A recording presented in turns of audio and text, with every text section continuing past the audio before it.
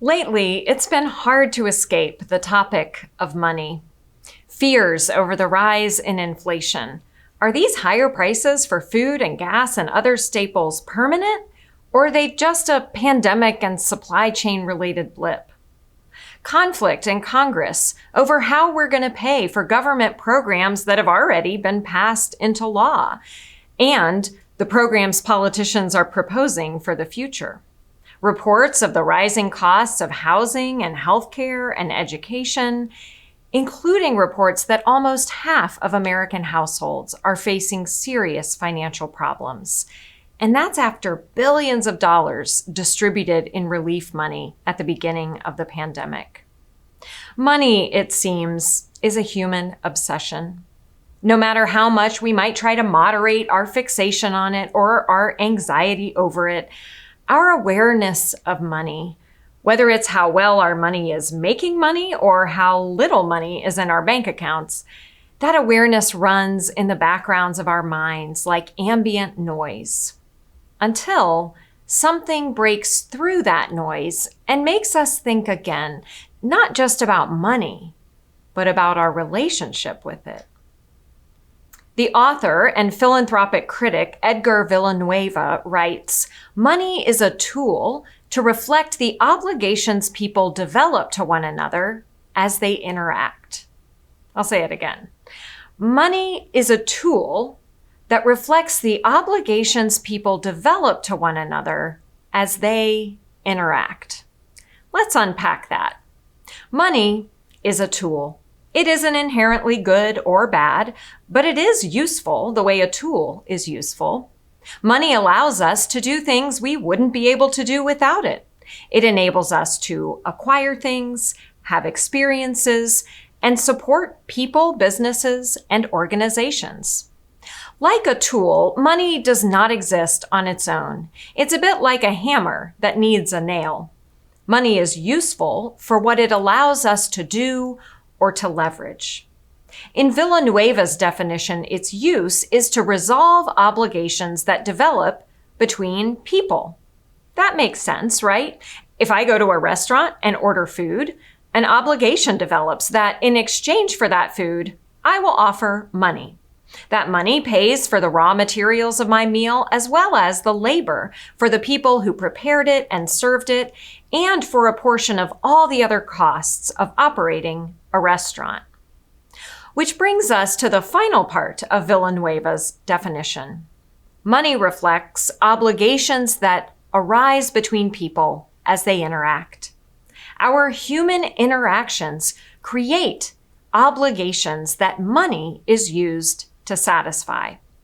Interactions between customers and business owners or service providers, between buyers and sellers. Sometimes these interactions are obvious when we give cash or a check or a credit card to the person who has provided us something. But these days, we often exchange money from a distance through an app where we don't even see the person we're giving money to or receiving money from. Villanueva's definition reminds us that every financial exchange represents human beings interacting. Money is a tool, and it's a necessary one for navigating human life and managing our obligations and relationships to family, friends, and strangers. This definition might offer us a new way to think about money, but it maintains an understanding of economics that hopefully makes sense to most of us. Today's words from the prophet Isaiah, on the other hand, offer us a whole different economic vision. The original context of this passage is the Babylonian exile, when God's people spent decades as refugees in the land of their worst enemy. At the point when the prophet was writing, the return home was in their sights. The political landscape was shifting, and it's becoming clear that someday soon the people will be able to return to their homeland. In this moment, for this people who have experienced untold struggle and suffering, the prophet paints a vision of a whole new future, one dominated not by the shadow of trauma and oppression, but by God's outrageous abundance. The passage begins with the Hebrew term ho, a call to attention.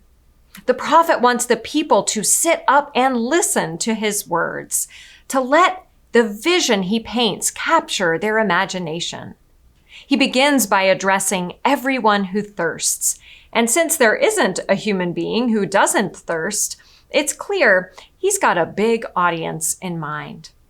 But the second addressee is you that have no money. That's a little harder for our modern ears to understand because our global economy runs on money. Even the poor have money, just less of it, relatively speaking. But the rise of a hard currency was just beginning in the 5th century BCE, when coins became more common in the imperial economy. Yet as this transition took place, there were many people who still exchanged goods through a barter system, a system also built on human interactions and obligations, but which relied on relationships of trust. Because of this, most people did not have the money the prophet references, and we can imagine they were wary of this new economy. In the same way some of us might be confused or skeptical or intrigued by cryptocurrency. This is who the prophet addresses: peasants who have little political or economic power. Isaiah wants them to know they are included in God's abundant, joyful future, a future in which everyone will be able to enjoy food that satisfies and delights. In the first 3 sentences, the prophet uses 12 imperatives, inviting the people to participate in this new reality God offers. Come, come, buy, eat, come, buy, listen, eat, delight, incline, come, listen. Come to the waters. You that have no money, come, buy and eat. Come buy wine and milk without money and without price. The prophet is speaking to a people overwhelmed by hardship and loss. People who've spent 50 years trying to create a new life in a foreign land. Whether wine and milk were considered luxuries or necessities, the prospect of acquiring them at no cost, well, that was as unimaginable to our ancestors in exile as it is to us today to think about entering Publix or Target or Kroger and taking whatever we wanted off the shelves and then just walking out without settling our obligations through a financial exchange. The very idea of it is absurd. And yet, have you heard of mutual aid? Here in Richmond, Virginia, there's an organization devoted to the concept of mutual aid. It's called MAD RVA. MAD RVA stands for Mutual Aid Distribution Richmond, and it's an organization that formed in the winter of 2018 to provide those experiencing homelessness supplies like coats and socks to get through the winter. During the pandemic, MAD RVA reorganized to help those impacted most. And over the last year and a half, the needs have only grown. But they are needs that existed long before COVID. The vision MAD RVA has now is to open a physical store in which all inventory is available free of charge, provided through donations and volunteers. This is a store that will be open to anyone in need, and people don't have to prove their need either. If they say they need it, they can have it. Yaya Ogaldez, a MAD RVA volunteer, describes the vision this way. My dream is to have shelving set up that has a lot of essentials, canned goods, pasta, cold items, snacks for kids, a place where people can come and have a bit more autonomy over their choices. Ogaldez envisions this store operating like any other grocery store, with shelves stocked with food and people walking through making choices about what they want to take for their families to eat. The major difference, of course, is that MAD RVA has removed the obligation part of the equation. At their store, there will just be buying, but without money. Human interaction as a response to human need. Pure grace. It does sound mad, doesn't it? And yet, on the cusp of a new future, this is precisely the vision Isaiah paints. Come to the waters, that source of life and nourishment, and for us, the sign and symbol of baptism, of our identity as God's beloved. Come to eat and drink and be filled with no obligation to pay. This, says Isaiah, is what will set the people of God apart. And this is what will attract new nations and new people to come and see what this God is all about.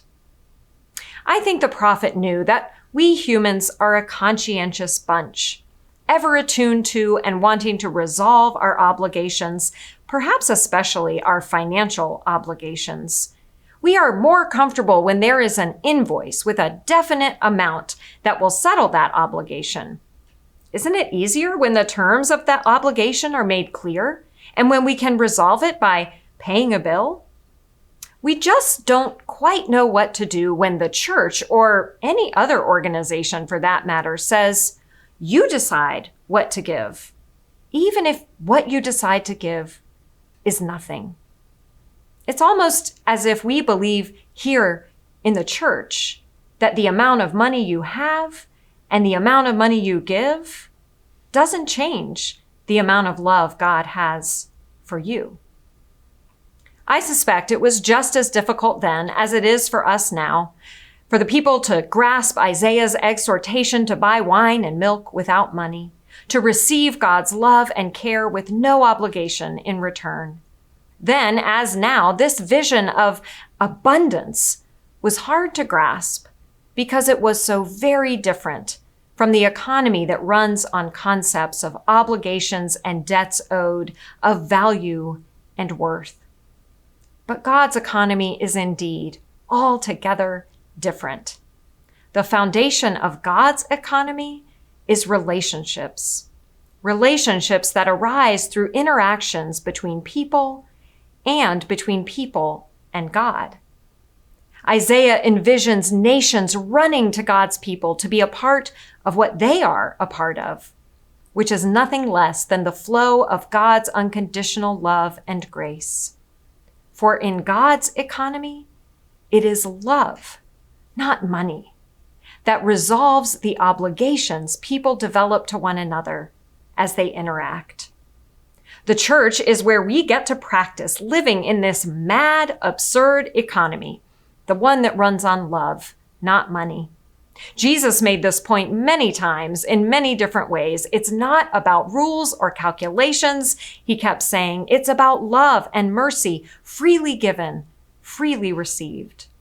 Here in the church, we get to practice living in God's economy, loving with abandon, giving with no expectation of receiving, buying without money. For in God's economy, we already have everything we need because we have each other. Human interactions built on relationships of love and trust. And underneath it all is the abundant, unaccountable, extraordinary love of God. And there is always enough of that to go around. Amen.